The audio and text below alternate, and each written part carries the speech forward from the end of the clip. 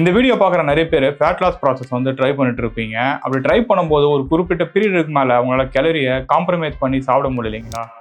அப்படின்னா இந்த வீடியோ உங்களுக்காக தான். மறக்காம சேவ் பண்ணி வச்சுக்கோங்க. ஜெனரலா ஒரு சர்டன் பீரியடுக்கு மேல நம்ம டயட் பிரேக் எடுக்கிறது ரொம்பவே முக்கியம். அந்த டைம்ல நம்ம அதிகமாகவும் சாப்பிடாம கம்மியாகவும் சாப்பிடாம நம்ம மெயின்டெனன்ஸ் கேலரியில சாப்பிட்றது நம்ம பாடியை ரெக்கவர் பண்ண ஹெல்ப் பண்ணும். அதே நான் டயட் பிரேக் வந்து முக்கியம் நான் சொல்றேன். சரி, இந்த 3 பாயிண்ட்டை கேளுங்க. They prevent your metabolism from slowing down, reduce fatigue and keep you energized, and help regulate your hunger hormones like leptin and ghrelin. Plus, they preserve your muscle and keep your motivation high, so you can stay consistent and without burning out. சரி, எல்லாம் okay. எப்பெல்லாம் இந்த diet break எடுக்கலாம்? During high stress period, plan trips, or if you hit your fat loss plateau. அப்புறம் ரொம்ப முக்கியமான ஒரு விஷயம், என்னதான் நான் மெயின்டெனன்ஸ் கேலரியில சாப்பிடலாம்னு சொன்னா கூட டயட் பிரேக்ங்கிறது ஃபோக்கஸ் இல்லாம கண்டதை சாப்பிட்றது கிடையாது. உங்க மெயின்டெனன்ஸ் கேலரியா ஹெல்த்தியா இருக்கிற மாதிரி பாத்துக்கோங்க. ஃபேட் லாஸ்ங்கிறது எப்பவுமே பேலன்ஸா இருக்கணும். Use diet break to make your process sustainable and build your healthier relationship with your food. உங்க பாடிக்கு தேவைப்படுற நேரத்துல டயட் பிரேக் எடுக்கிறது ரொம்ப நல்லது. அப்பதான் லாங் டைம்ல சஸ்டைனபிள் ஃபேட் லாஸ் பண்ண முடியும். இந்த மாதிரி நிறைய சயின்ஸ் பேஸ்ட் கண்டென்ட் வேணும்னு நினைச்சீங்கன்னா மறக்காம என்னோட அக்கௌண்ட்டை ஃபாலோ பண்ணி வச்சுக்கோங்க.